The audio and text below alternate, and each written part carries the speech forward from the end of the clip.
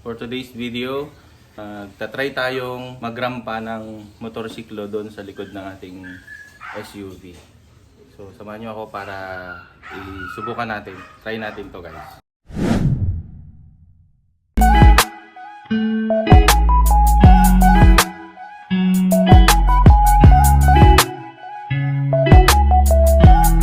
Subukan natin itong i-try na isakay doon sa pinagawa natin kahapon. Ayan. Dito tayo pinakabit sa tera. Dito tayo nakapark. Subukan natin. Kailangan ito, tatanggalin muna to. Ito yung pinaka-ramp nya papunta dyan. Pag natanggal to, itatabi lang natin to. Ayan. Tapos naalis to yan. Naalis. And then dito natin ilalagay. Ayan. So ganyan siya. Dito siya dadaan pag ganun.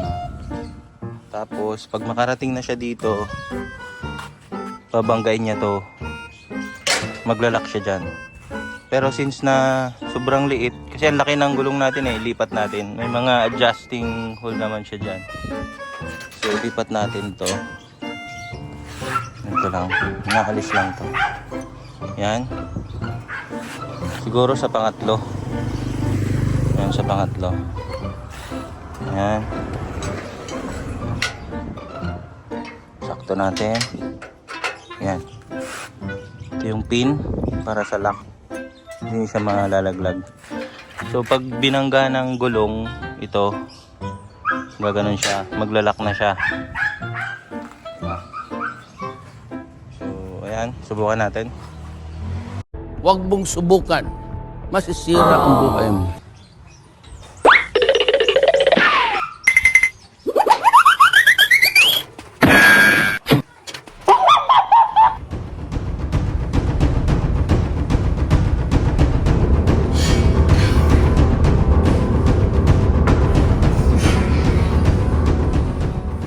So kailangan natin gumamit ng strap pagka naikarga natin yung big bike natin doon sa likod. Ano dito? May sabitan dito ng strap. Dito, bali 4 yan. Ito, tsaka ito. Ayan.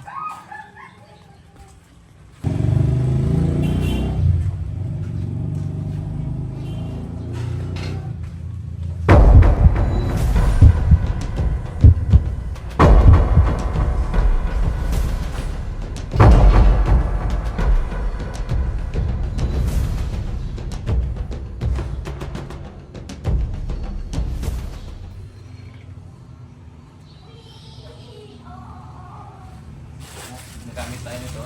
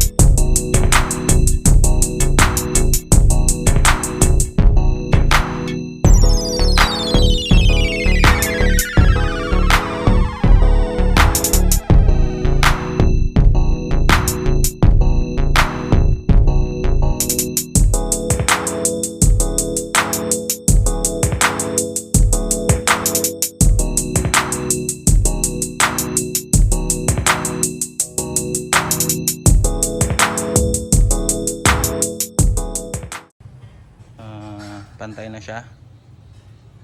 Pantay na.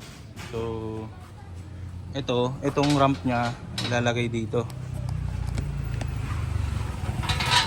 Dito. Ayan.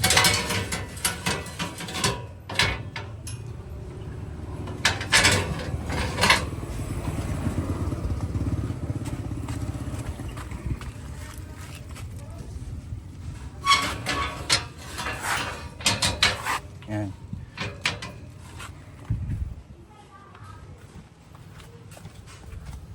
Ayan siya. Tapos ibalik na natin yung lock itong ramp. Ito siya. So, ibalik natin siya dito.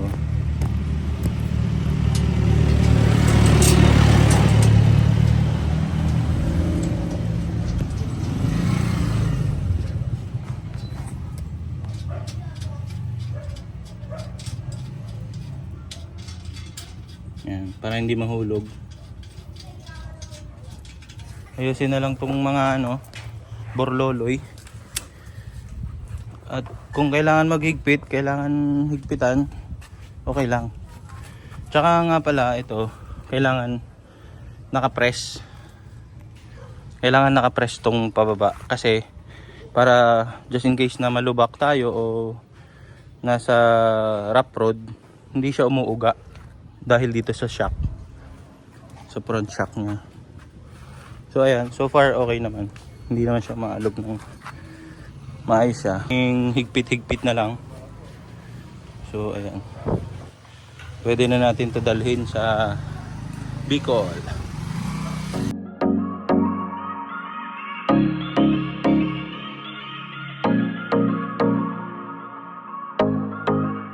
Ayan, nasubukan na natin guys. Nandito na tayo sa Pure Gold Commonwealth.